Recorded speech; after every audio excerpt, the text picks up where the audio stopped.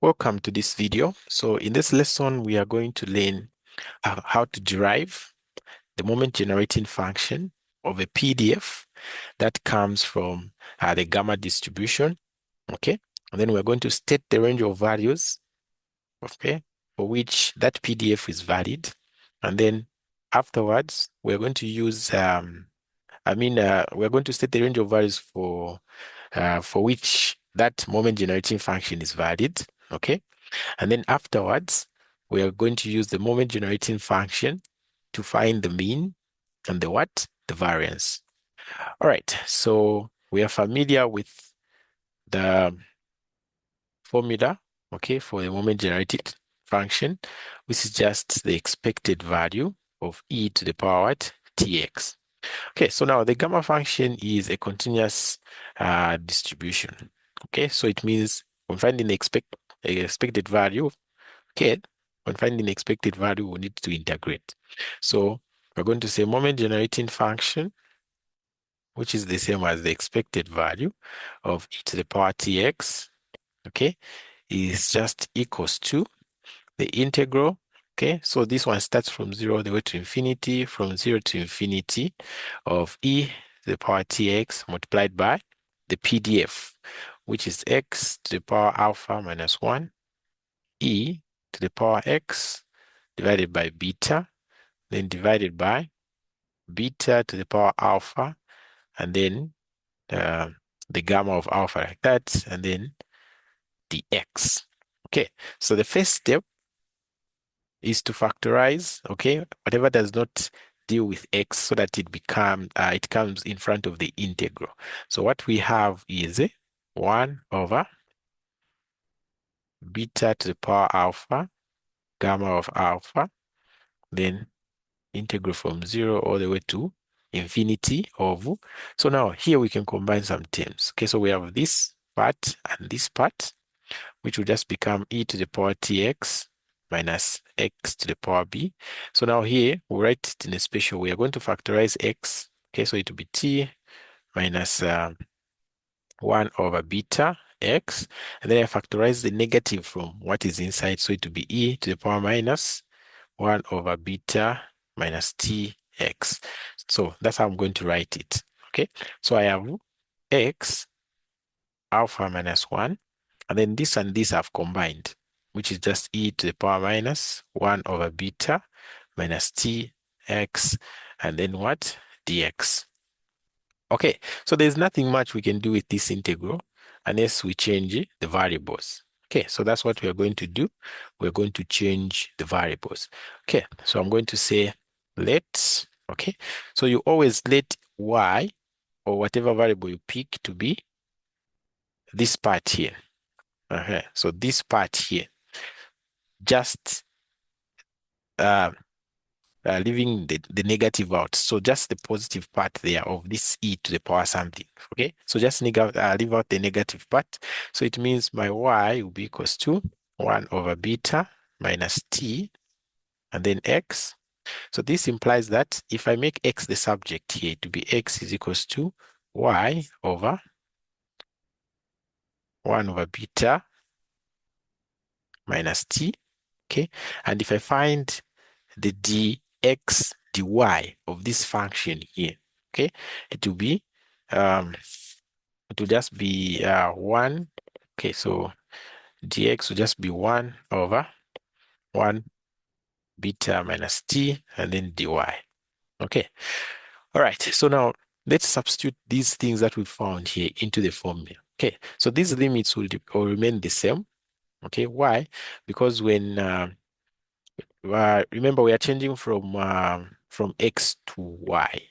Okay, so if x is infinity, you put it here, this y will be infinity. If x is 0, you put it here, this y will be 0. So the limits of integration do not change. Okay, but now let's substitute these things here that we have come up with.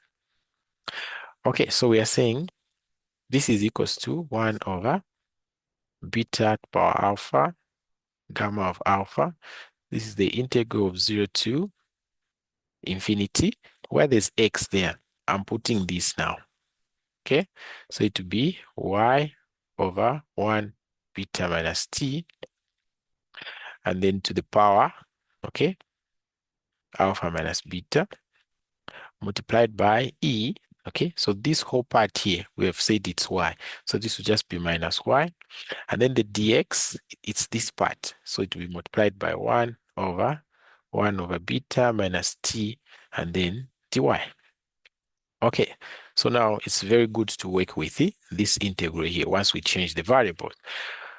Okay, so it means what we have here is, okay, so what I have here can distribute this power to the y and this power to what I have in the denominator. So this thing in red here becomes, okay, y alpha minus 1 divided by 1 over beta minus t to the power alpha minus 1. This part here, okay, becomes like this. So we notice that this one here has nothing to do with y. So I can push it in front of the integral sign. So what I have is 1 over beta to the power alpha, tau alpha, gamma of alpha, then multiplied by, okay, so since this is the denominator, to just be 1 over beta minus t alpha minus 1, okay, and then I'll also push out this part to the front because it does not have any y. So that would be multiplied by 1 over beta minus t. Okay, of course, this is just power 1. All right, so what do we remain with now inside the integral? So inside the integral to be 0 to alpha, 0 to infinity of, so here now I only have y, alpha minus 1, okay? And I also have e to the power minus y, and then dy, I mean. Okay, so what we notice now is that this one here, it's just the gamma function. Okay, it's just the gamma function. So this whole thing here will just be equals to gamma of what? Alpha.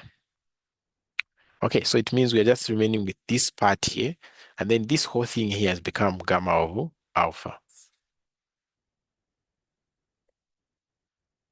Okay, so now let's combine some terms. So this one, okay, and this one, they're the same things. This is raised to power alpha minus 1. This is raised to power 1. So I can add the powers. So if I add alpha minus 1 plus 1, I just get alpha. So what I have now is 1 over beta to the power alpha, gamma of alpha, multiplied by 1 over this and this I combine. So it will be 1 over beta minus t to the power alpha. Okay, and then we said this whole integral has just become what? Gamma of alpha. Okay, so we can see some cancellations there now. So it means what we are remaining with is, because this one will cancel with this one. So I just remain with 1 over beta to the power alpha, 1 over beta minus t to the power what? Alpha. So this will be equals to 1 over. So since this power and this power are the same, it means I can combine this. I can multiply them. Okay, so it will be b 1 over beta minus t to the power what? Alpha. So this is just going to be equals to 1 over b multiplied by what is there. It will be 1 here, okay? To be 1 here when it multiplies with our 1 over beta minus beta t into the power what? Alpha. So this one here is our moment what? Generating function. Okay, so that's our moment generating function. And now we have to state, okay, the values for which this moment generating function is valid. So just take a look at the denominator. Okay, so the denominator should never be 0. Okay, so it means the values, okay, or the range of values, okay, for which this moment generating function will be valid is when 1 minus beta t is always what? Greater than 0. So this simply means beta t should be less than 1. Okay, so t should be less than 1 over what? Beta. Okay, so these are the range of values for which the moment generating function, is valid. Okay, and then from there, we have to use the moment generating function to find the mean and also the variance. So let's write it here. Okay, so it's over 1 here. So I'll write it as 1 minus beta t, okay, to the power minus alpha.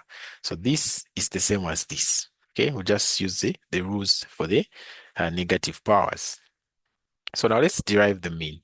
Okay, so we said the mean, which is expected value of x, is just the first derivative of the moment generating function evaluated at what? At 0. So let's find the first derivative of this guy. So it will be mxt prime is equals to, we are going to use chain rule here. So we drop the power, which is minus alpha, 1 minus beta t. Okay, so the power reduces by 1, so it will be minus alpha minus 1. And then we differentiate what is inside there with respect to t. So it will be minus beta. So this simply means alpha beta, 1 minus beta t minus alpha minus 1. Okay, so this is the first derivative. So we can evaluate it at 0 to find the mean. Okay, so it will be alpha beta 1 minus. So here I'm going to have 0 then to the power minus alpha 1.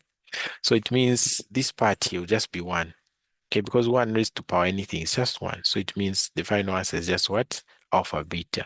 So it means our mean will just be equals to what? Alpha beta.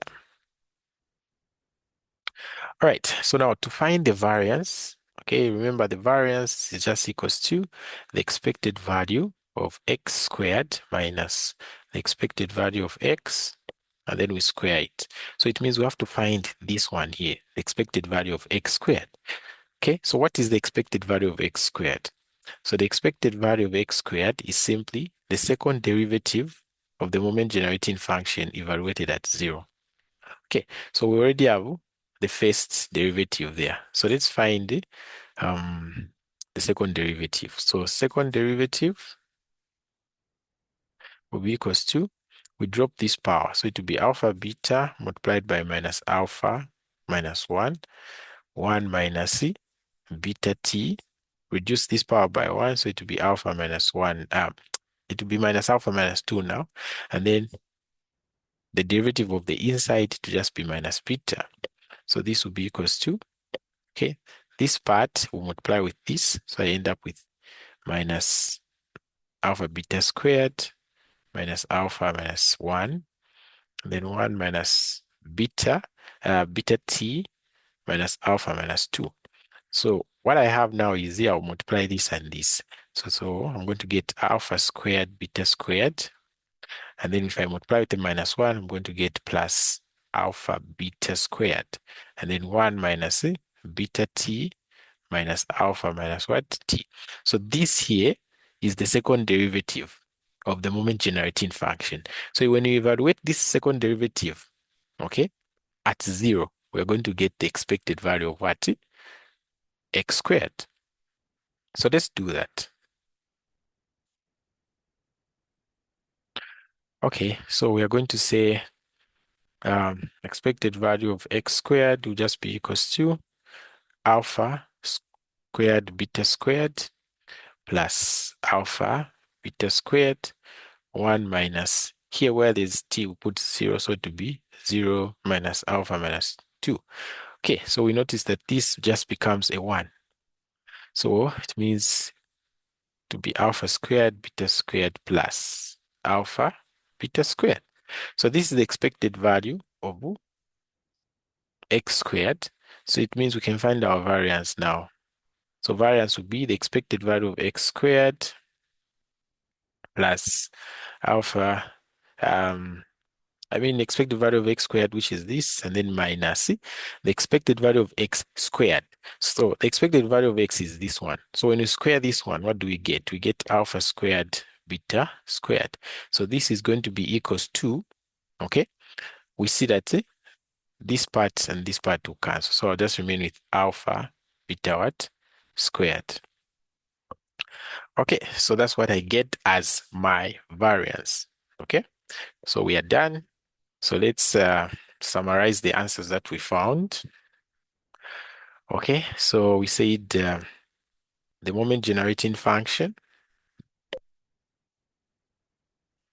was found as 1 over 1 minus beta t to the power alpha.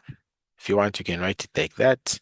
Then the expected value was found as alpha beta, and then the variance of x was found as alpha beta squared. All right, so we are done with this question. Thank you for watching.